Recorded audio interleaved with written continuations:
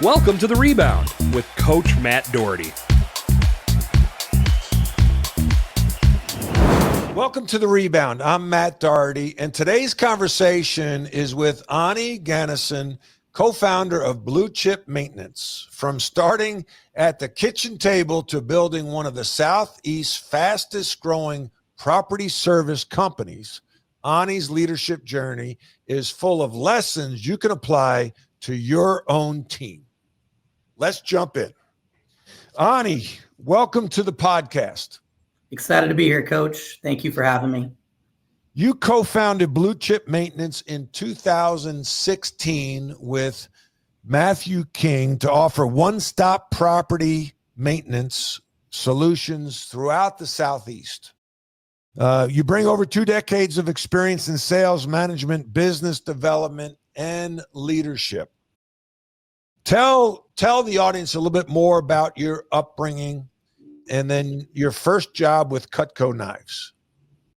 All right. Well, that's a fun story. So I was born in Wichita, Kansas. If you couldn't tell, this is people from Kansas look like. But for real, I grew up in, I had a great upbringing for the most part, I would say. My dad was the first of the family to move from India over to the States. And he moved over when he was 16. Then he actually joined the U.S. military, and that was how he gained his citizenship. Wow. We're back up. Let's back up. I'm going to interrupt you. For those with all the things going on in the world in politics, your dad moved from India to the United States and then joined the U.S. Army. Yeah. Yep.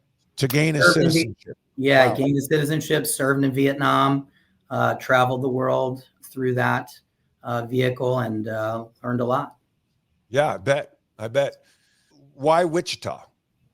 So my grandpa was an engineer for Boeing, and when my dad came back from the military, he went to Wichita State, and then my grandpa had moved at that point. He was an engineer for Boeing. They had a big plant over there at that time. And so most of our family, after my grandpa moved, then brought the rest of the family over. My dad was one of the oldest of the children. And so it was a great place to kind of raise a family. My dad then ended up, after Wichita State, going back to India and having an arranged marriage with my mom, brought her back from India. She was brilliant chemist. They then, after I was about 7 years old, I think it was, decided to move to Florida. And my dad got a job at Embry-Riddle. My mom got a job at Bethune-Cookman.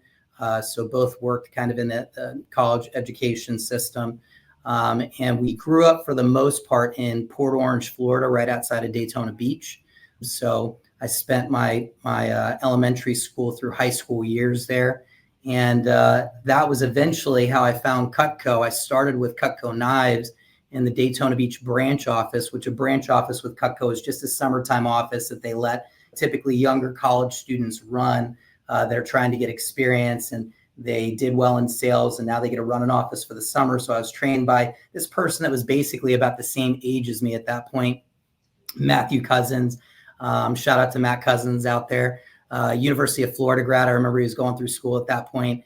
And we actually ended up being competitors in the office. So as a branch manager, you end up selling as well at the end of the summer. And so he was actually my top competitor in the office. But when I first started with Cutco, I was the worst. They typically have a 60% closing percentage. I went and I launched at a training. And if I remember correctly, I did 13 appointments in a row and I made 0 sales. I remember my family, my friends, you start off with them. They didn't buy anything from me. I remember. Wait a second. Your mom and dad didn't buy any knives from you? No, they didn't. So, but they do have the knives now. But initially, Indians can be tricky. They have the knives in their backs. That's what they have.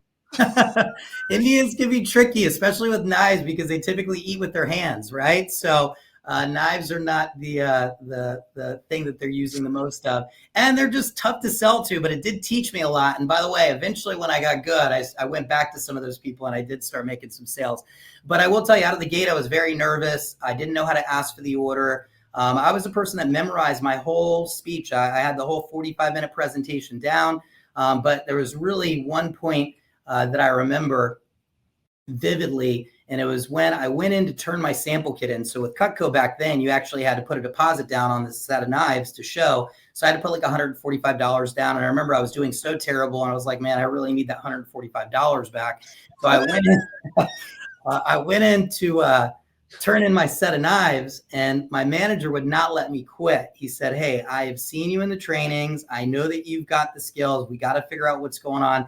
Give me one more shot and let me go on a presentation with you. A field training is what we used to call it. And I'm sure lots of people know that in different industries. And he was going to go watch me do a presentation. So I set up this appointment, and I set the appointment up in the wrong situation. I think I was trying to make a no sale because I really did not want to do the job at that point. I set the appointment up in a bank, and you're supposed to do these presentations in people's homes and, obviously their kitchens. I set this appointment up in a bank, and I'll never forget going to that SunTrust bank. And I get to the end of the presentation where you ask for the order and you present the price and, say, would you like to go ahead and get this? But I would not ask that question. I would just say the price and kind of look at them. And I was so scared to ask for the sale. And I'll never forget, she took a phone call and said, hey, hang on one second. I've got to take this phone call. My manager writes me a note and he says, ask for the order, idiot. And I remember looking at him and saying, what do you mean ask for the order? Like, I didn't really get the concept still. And so he ended up butting into the demo, and he ended up closing that sale for me. I'll never forget, he sold the galley set. He ended up getting 13 referrals. I remember we walked outside of the bank and it was slightly raining, and I'm literally looking at him like he is Superman. I'm like, how did you do that? That was incredible. And he said, hey, your demonstration is amazing. You did everything right, but you have to ask for the order. She clearly was interested, and you just got to ask for the sale and you'll get it. After that moment, I made 15 sales in a row. I ended up becoming the top sales rep in the office. I think I ended up selling right at about $30,000 worth of Cutco knives that summer. And this was back in, 2001. So 24 years ago. Crazy to think about that now. And I ended up making $10,000 that summer, which was really, really good, especially back then for a college student. And it's what afforded me to, be able to pay for schooling and, my living expenses up at FSU, which is where I was transferring to after that summer. I ended up getting into that management training program. Then I ended up becoming Matt Cousins and ran an office in Charleston, West Virginia. And that was really an experience. It taught me so many great things, but it really taught me how to deal with rejection at a different level. In 2001, there was a lot of crazy things happening. You obviously had September 11th, and, Right. West Virginia is different, to say the least. And, you don't see many Indians there. And I'll never forget, I went to go put the deposit down in my office when I first got to Charleston. And I went and knocked on the guy's door, and I could hear that somebody was there, but they weren't answering the door. And then finally he said, sorry, I can't rent the place to you. And I remember at that moment thinking, man, should I just pack up my stuff and go back to Florida? Maybe this isn't cut for me. This isn't what I should be doing.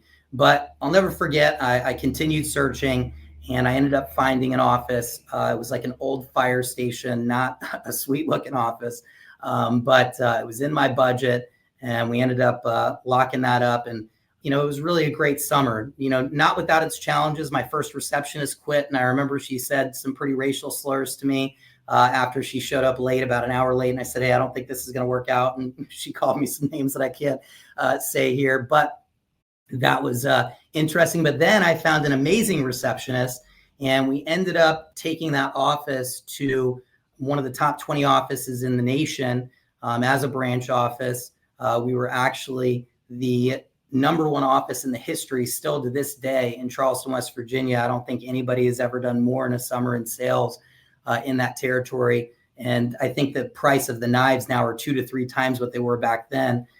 We developed this great team, and some of those people I still talk to this day. Some of them came and worked for me in other businesses and other offices with Cutco. And it was really just an amazing experience that launched me into my entrepreneurship journey that I've had now for 20 plus years. OMJ Clothing is an elite men's clothing store that provides a vast array of spectacular brands of men's lifestyle apparel for every day. Elevate your business upscale casual at OMJ. Success comes from standing out. What did you learn about yourself through that Cutco experience from the time you started to the time you left? I think one of the things that I learned is that I'm hard to kill. For some reason, it's hard for me to ultimately say no. And there were times where I did do that, like when I turned in the sample kit, but I think my manager saw that I really wanted to be good at this. And I felt like for some reason it wasn't catching, but I really wanted it. And I think, it taught me how important, leadership is. And I think Matthew Cousins, Scott Dennis, I know you're a Notre Dame fan. Shout out to Scott. He was my original Cutco division manager, who also saved me a few times when I went into management. It wasn't all roses. After I ran that branch office in Charleston, West Virginia, I ended up moving to Fort Myers and running a district office, which is year round. And I, once again, was hit with failure. I was one of the worst district managers out of the gate, I think, because I saw so much success in Charleston. I thought it was just going to be easily transferable, and I'm going to this bigger market in Fort Myers and things are going to be better.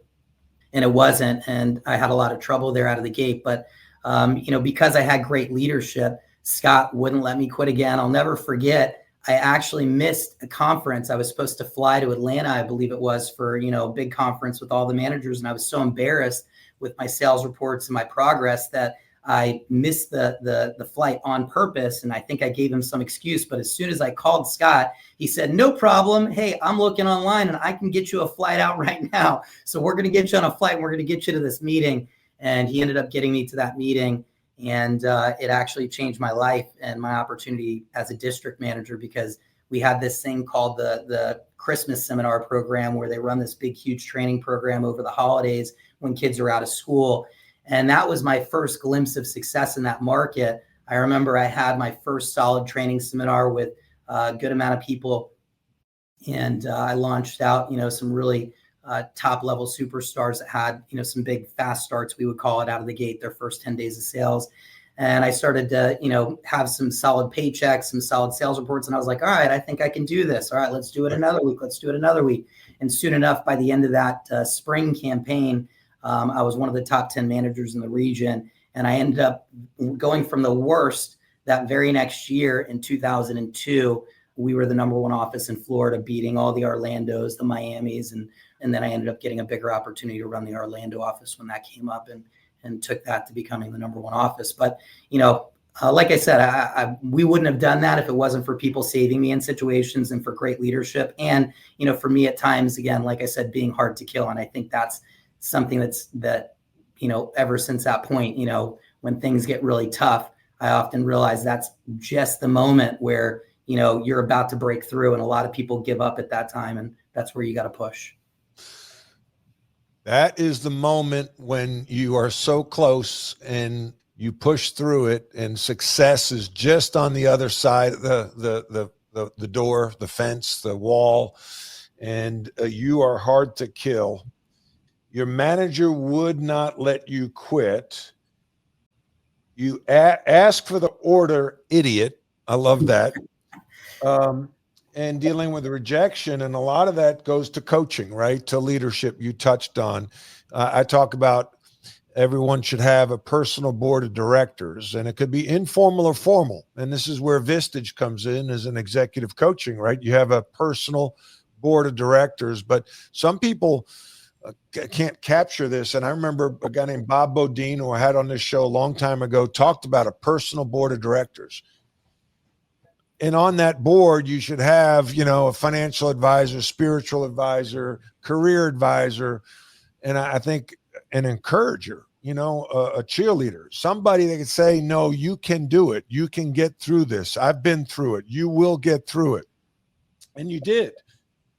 Imagine if you did quit, or imagine if you had a guy who would have taken your sample and say, okay, Ani, get the hell out of here. You suck.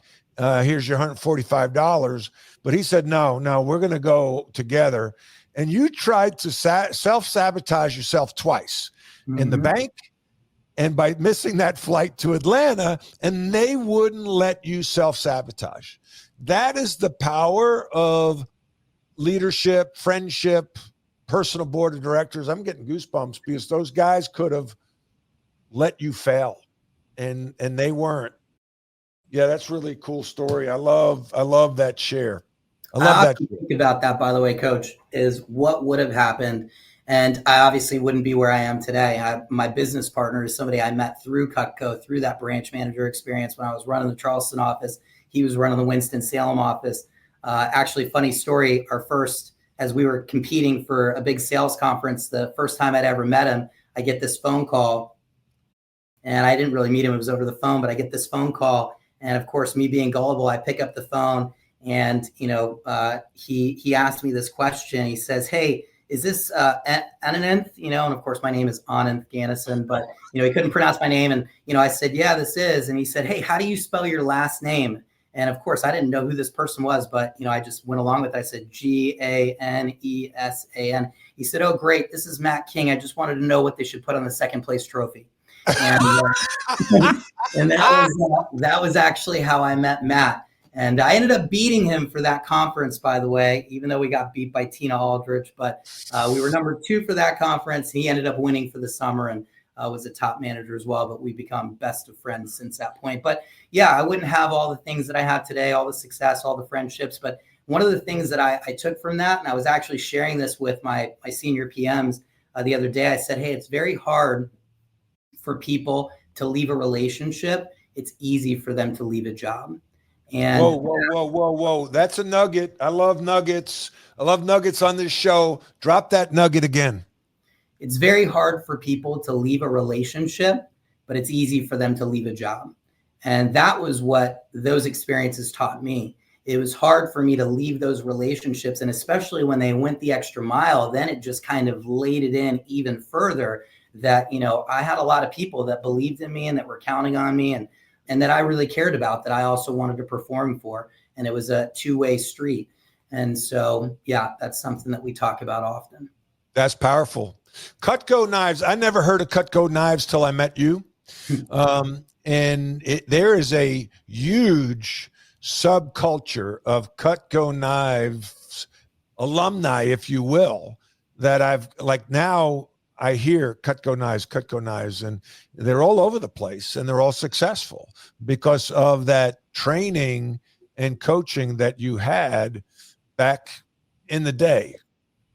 100%. And we take a lot of, there's a lot of things that we bring to Blue Chip, the maintenance industry, which we're in, we run a plumbing and HVAC, company, but there's a lot of things that we take from Cutco and we brought to Blue Chip. I always talk about this in interviews. As much as we are as a maintenance company, our third pillar is constant, never-ending improvement. Our third value, we call them pillars here. But we're a coaching company. And one of the things that we love to do is develop people and promote people from within. All the people, for the most part, that are running departments now in our office are people that started out with us at the ground level. And that's very similar to Cutco.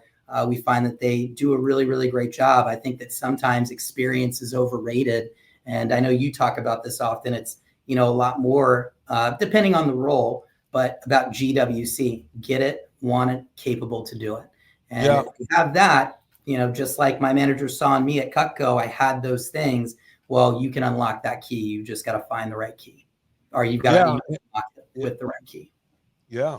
Well, there's a lot to unpack here. You just went with the people analyzer from the book Traction, which is off your left shoulder there. And that's the EOS model. We have interviewed Brandon Blell, who's an EOS implementer, which is the entrepreneur's operating system, which every company should operate off a structure, some kind of system of how to run your business. And there's none better than EOS, and Traction is a must read for every small to mid-sized business owner, leader.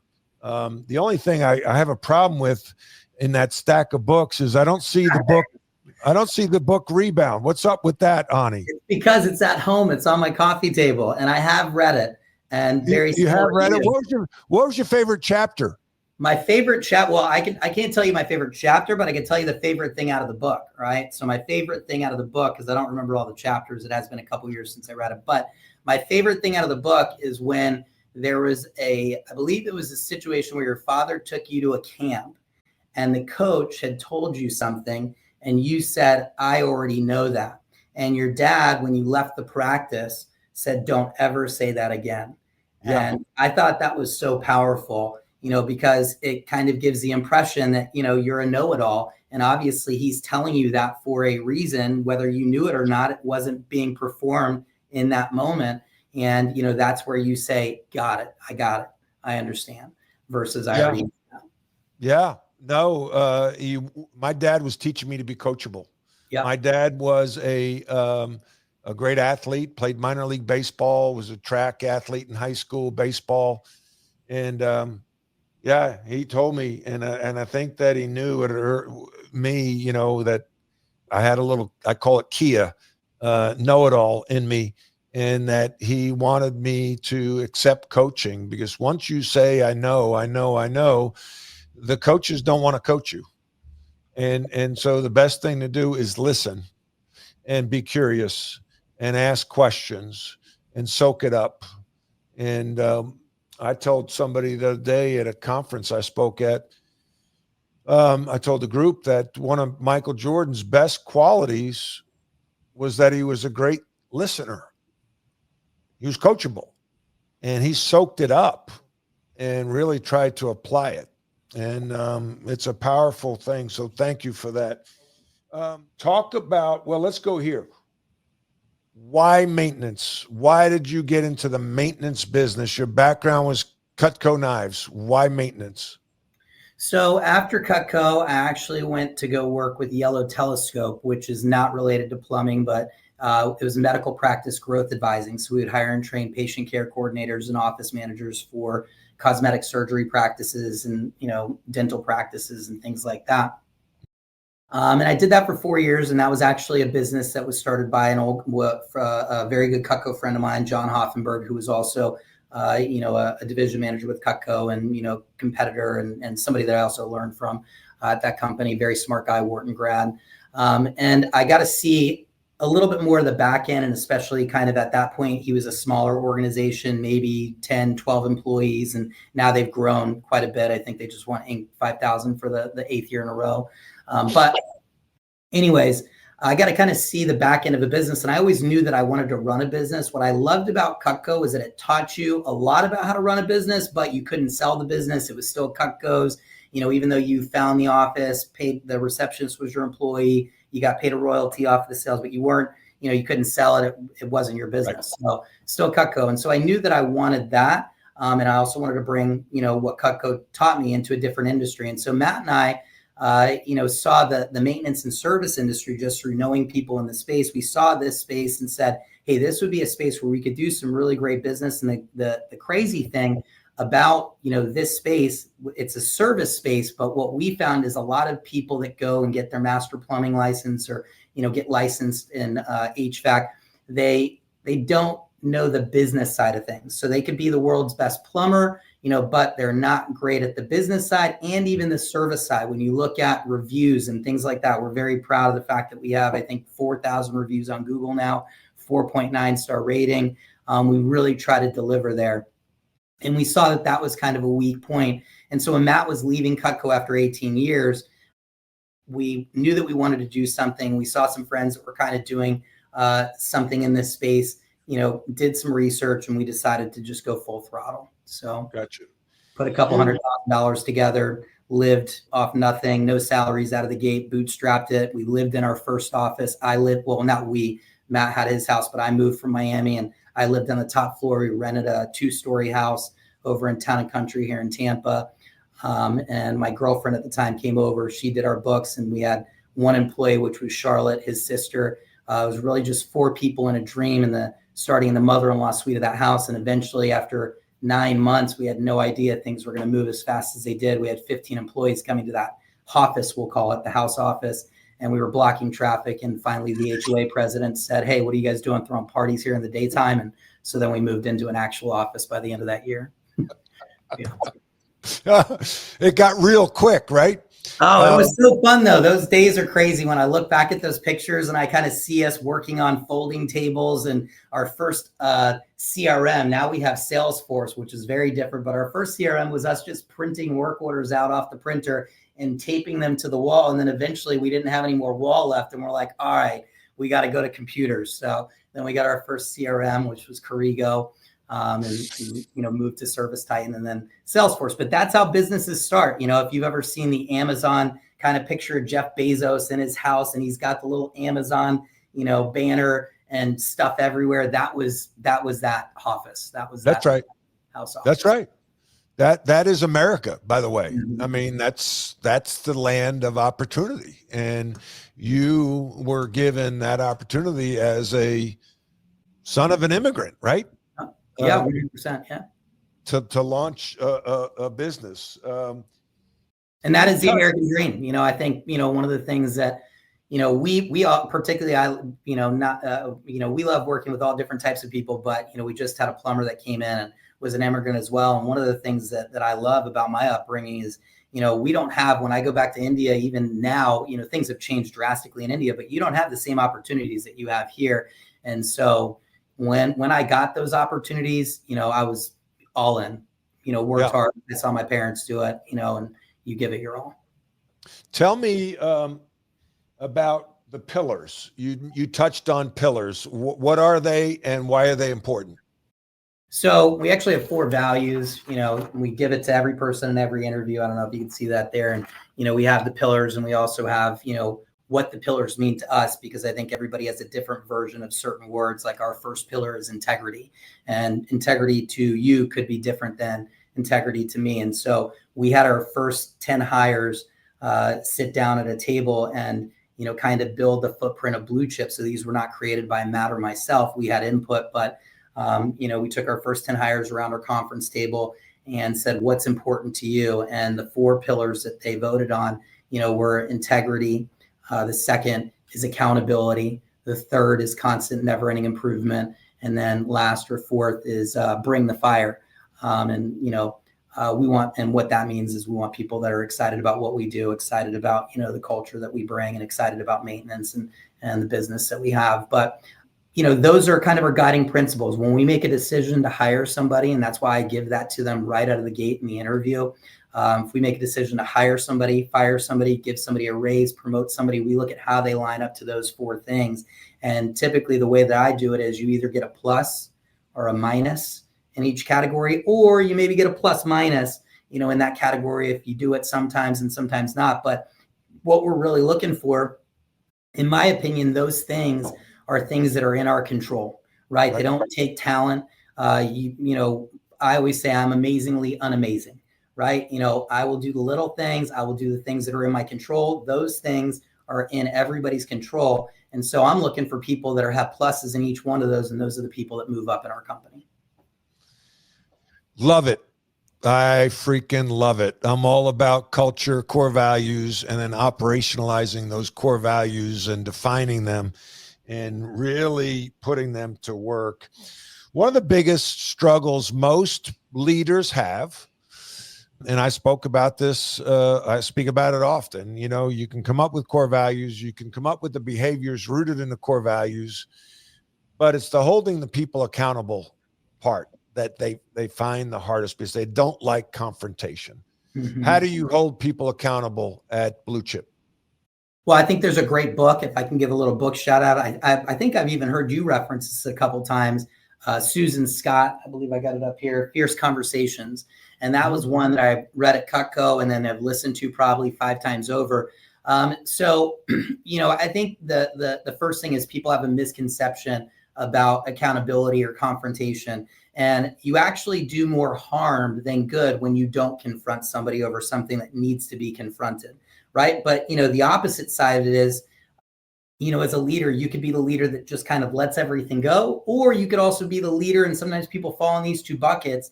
And you, in my opinion, you want to be kind of in between. The other bucket is the leader that is super directive and, mean and maybe is not nice, right? And doesn't want things to go well and is just very direct and kind of kills people, right? And is too harsh. The key is to kind of merge and understand that you don't have to be mean to hold somebody to a standard. You can still tell somebody all the things that you love about them, but that they also need to show up on time. Because if they don't show up on time, it affects everybody. And most importantly, it really affects them. And tell them and kind of go over what's at stake, right? Because I think that everybody, when they hear that, everybody wants to be better. Everybody wants to be somebody that can be counted on. I think that's like a Maslow's hierarchy of needs, right? Feeling like you have a sense of purpose and you're a part of something. And so to me, accountability and having those conversations, you're doing good. And that's kind of the way I approach those things, is like, hey, you can't let those things go. Otherwise that person is just going to settle in that and think that that's the norm, or that's okay, or that's what they should be doing. And as a leader, that's the most important thing that you have to do is, you have to be the guiding light, to kind of be that person that says, just like my managers and those people said to me, no, you can do this. No, hey, there are things that we can do different, and put you on that track to success. Right. Yeah, that's coaching. Leaders are coaches. As I had a guy on the show a long time ago who is a fantastic the CEO of Yum Brands, and David Novak, and he called his leadership team, instead of their bosses, their coaches. And that's a different mindset. It's a coaching mindset. You said that you're a coaching company, not a maintenance company. Explain that. So we say, as much as we are a maintenance company, we are a coaching company. And very similar to the CEO you were just referencing, I think we have a similar mindset. We reference you a lot. I know you've spent some time with some of my leadership, with Vinny just of recent. We love to use sports analogies and different coaching analogies. One, Netflix special that I love right now is the SEC football one, and kind of following some of the coaches and players and quarterbacks and whatnot. That's been really, really cool. But I think things are so relative. Whether you're in sports or you're in maintenance, you have to continue to develop people. It's the right thing to do for those people, but also makes your business better. And so for us, I love it when I can take somebody like a Vinny or a Jordan who came to us as an assistant project manager, entry-level position, didn't know much about maintenance, or in some cases, Vinny didn't know anything about maintenance, right out of college, VCU grad, really smart guy, but not experienced. And now, after he's seen thousands of jobs, worked on thousands of jobs, now he's running our department and one of the senior PMs. And to me, that's one of the most exciting things, is to be able to give opportunity to people that maybe they didn't even see for themselves at that moment. And I think that's what we do as coaches and leaders and talent scouts, right? Is you can't just be looking at the now, but the difference between sight and vision is being able to see what 2-3 years down the road that's going to look like. And that's what makes a great coach, right? Is being able to see what that potential in people that they might not even see at that time. And so for us, that's what we do at Blue Chip, right? We do care about experience depending on the roles, certain things you got to have, right? Licensed plumber, licensed HVAC, those things. But with other roles, you'd be surprised. Sometimes the people that are just hungry, have that grit, and are willing to learn, if it's a position where you can teach and coach, those end up being some of the most amazing superstars. That was me. I had no sales experience. I didn't know anything about knives. I didn't know anything about, the medical space or what I was doing in either one of those jobs that I had prior to Blue Chip. But people believed in me and knew that I could, learn those things. And then I eventually, in both those cases, spoke at conferences in front of thousands of people, after, a couple of years of getting good training and good guidance. How do you find and recruit people that have those innate qualities?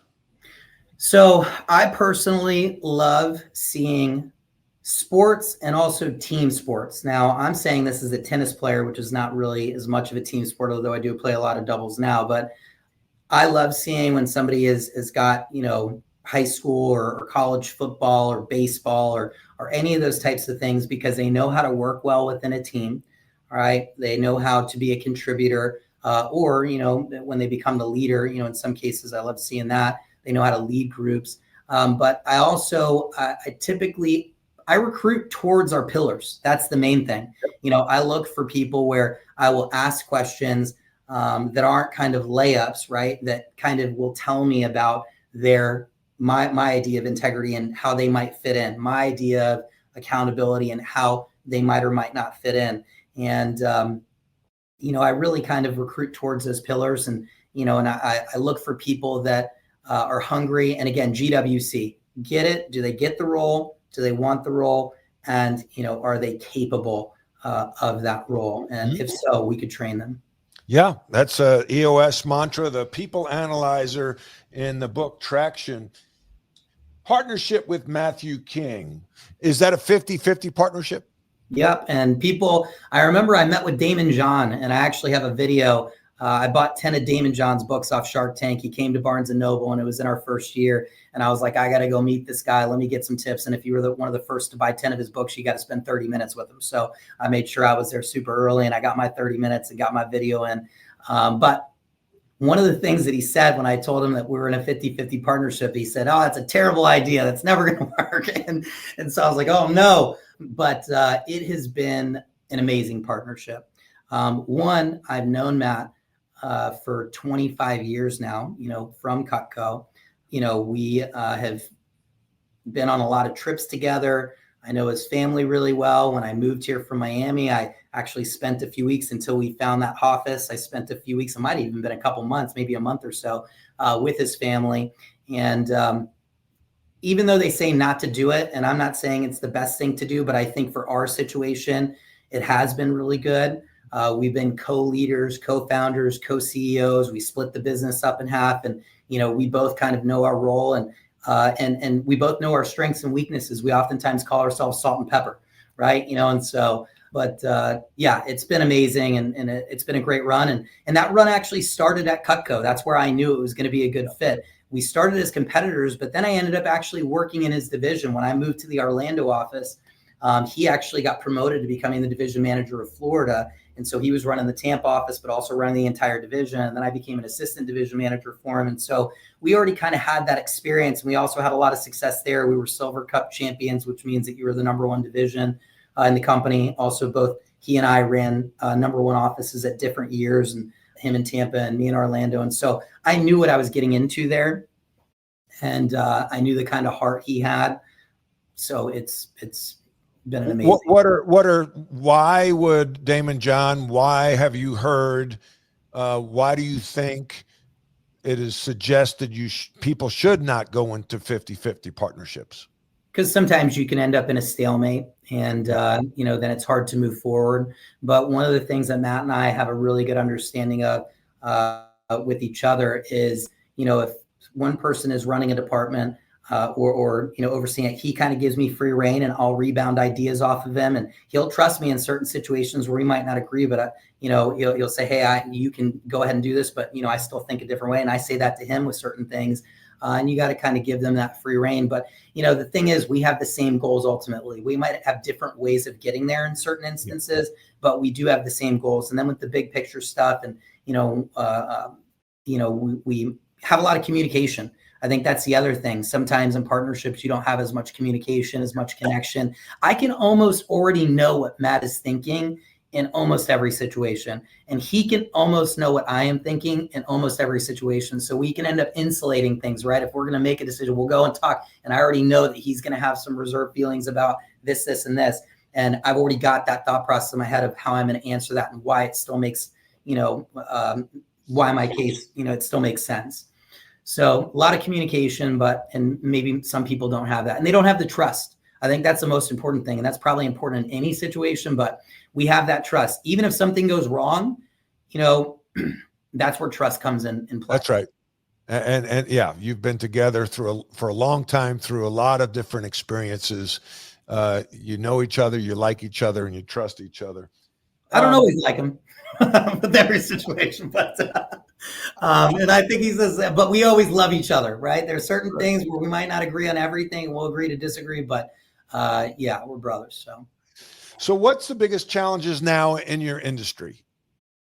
Biggest challenges in our industry, I would say new competition coming in. In our space specifically, we work in the single family rental space. So we work with a lot of real estate investment trusts that own tens of thousands of homes across the country, a ton in the Sun Belt, which is where we're where we're mostly at, or for the most part all at.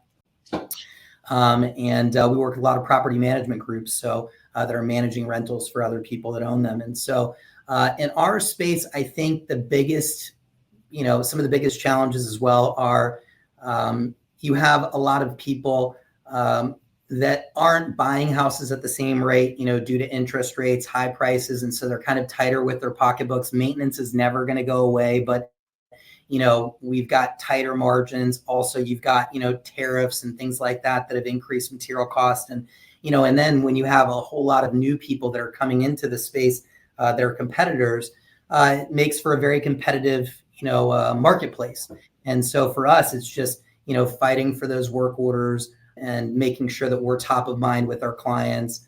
And that's something that we've had to kind of battle with the last year and a half or so. AI is the talk all throughout business and beyond. How has AI impacted blue chip maintenance? So we just moved to Salesforce, and we moved from ServiceTitan to Salesforce. And of course, Salesforce has got some really neat things with their Einstein AI. It's for us, helped us in many ways just with automation of certain things. I think it's also helped us as well with making sure that our estimates are more on point. There's some really cool software that we use for that. The detail is there. It also helps with checking prices when we maybe use outside vendors, things like that. We'll go run it through AI and make sure the pricing looks correct that we're getting, if it's something that we don't specialize in and don't know the pricing as well with, to make sure that we're getting a good price. I think we're just scratching the surface, to be quite honest with you, here at Blue Chip with it. I know we've used it for helping us, put our slides together for our Monday meetings. I think Beautiful AI is what we use. So in those instances, but I think we can be using it a lot more. We just started with Salesforce, and obviously when you launch a new software, I'm sure everybody that has done that before, there's a lot of growing pains, data transfer. We've worked out of two systems. We had to work out of ServiceTitan and Salesforce for a while. So we're just kind of getting out of that stage. We literally launched Salesforce at the very beginning of May. And so it's only a few months in. But like I said, we're excited about, really diving into some of the stuff that they've got and all the other stuff that's out there. What's next for Blue Chip? We just moved into Florida, which is very exciting for us because it's our home state where we have our home office out of. Are starting here in Tampa and then moving to Orlando and then Jacksonville next. So, for any of our partners that are out there, clients or people in the space, that's exciting news for us.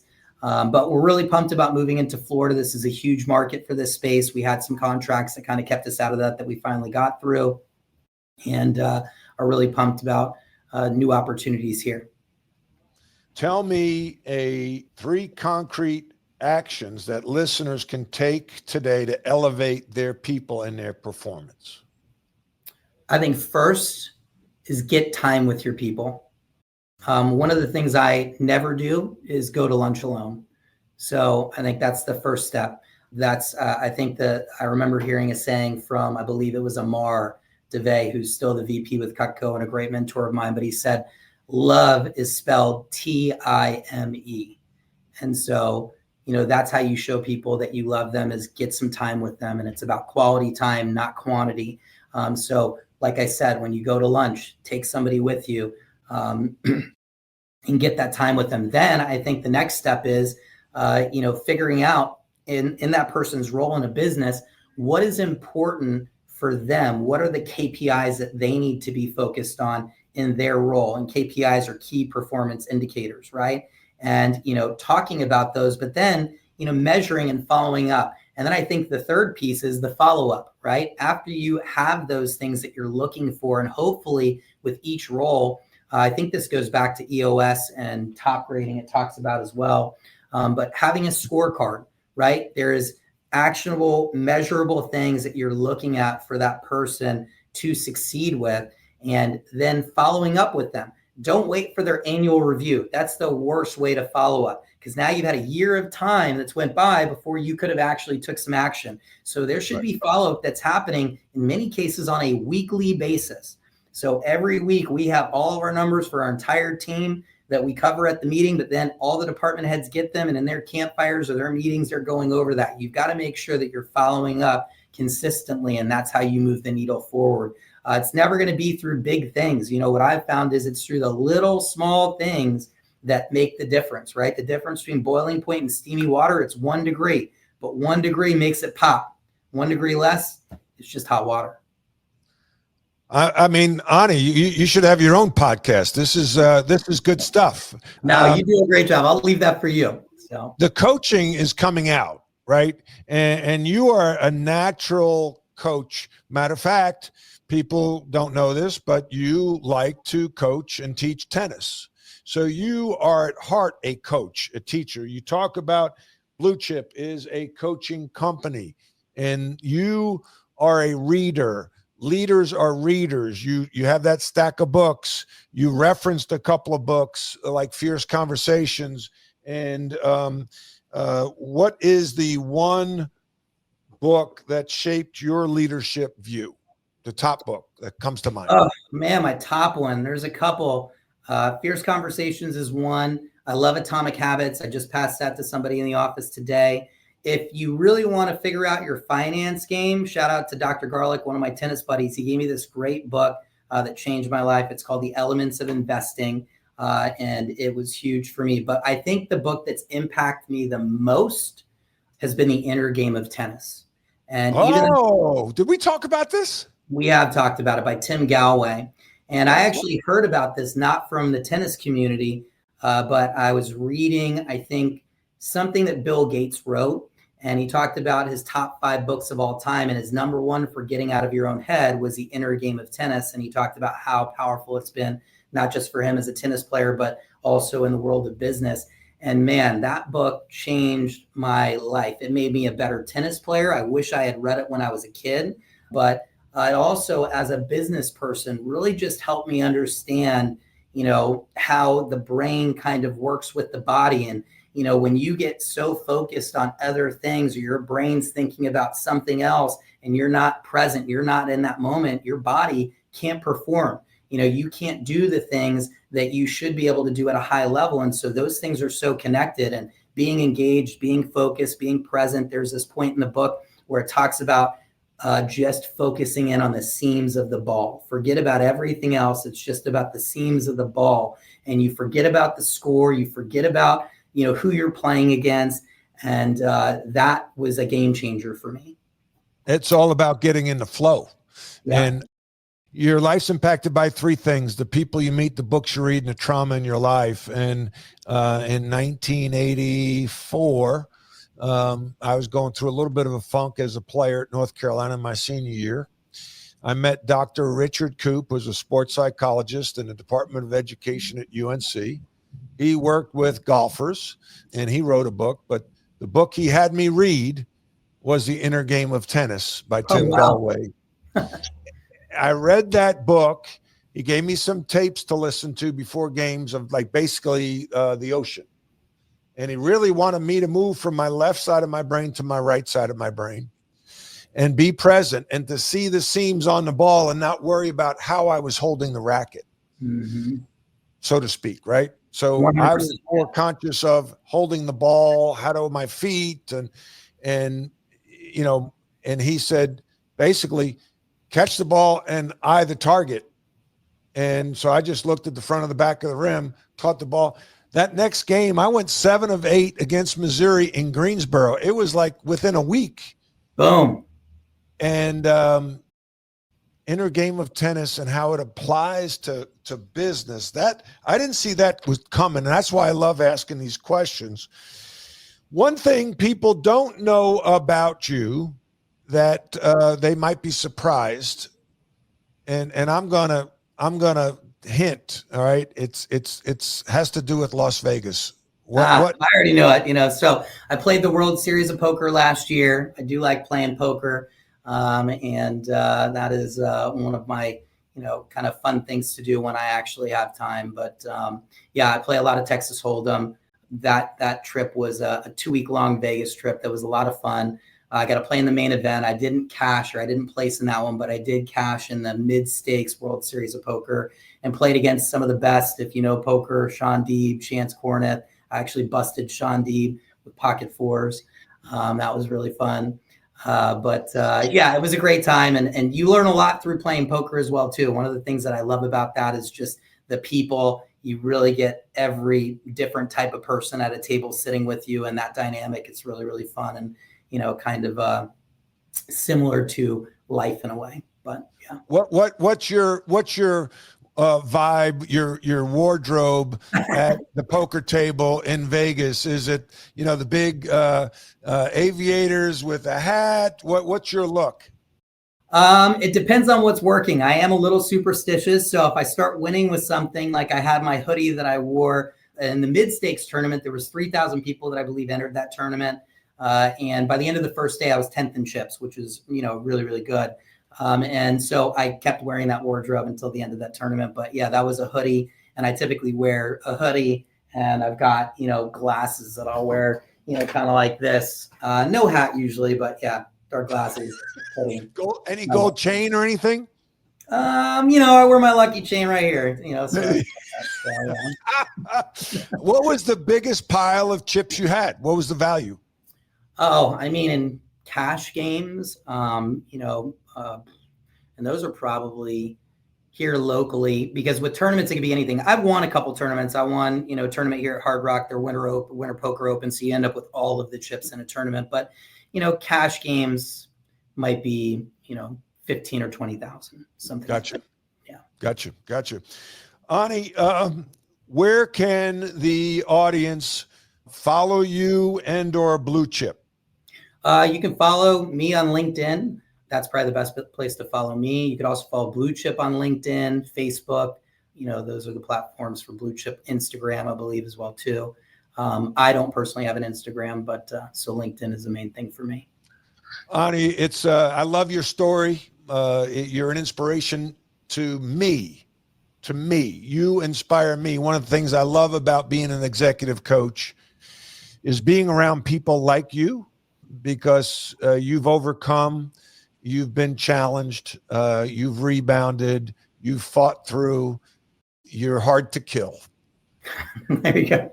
Well, I would say the same things for you as well, Coach. One of the things that made me want to work with you, and I'm honored to be on this podcast and that you'd want to have me on the podcast, but is your story. And, prior to working with you and our relationship, I did a lot of research because I'd been a member of Vistage for a number of years prior, and I wanted to make sure that I was getting the right coaching. I'm a firm believer in coaching. We've had coaches ever since we've been with Cutco. It was a lot of research and just your story. I'm a huge Michael Jordan fan, but I became an even bigger fan of yours just through, seeing the struggles and you being so open and sharing those things with us. I think it brings the best out of us as well too. Thank you so much. Ani Ganesan from Blue Chip Maintenance, thank you for being on The Rebound. My pleasure. Leadership is a learned behavior. We all lead in some way, shape, or form. We all deal with adversity. And when you do, I challenge you to rebound. I challenge you to learn and grow. If you'd like to contact me about executive coaching, workshops, or giving a keynote talk, you can reach me at dohertycoaching.com. That's DOHERTY coaching.com. Thanks for tuning in.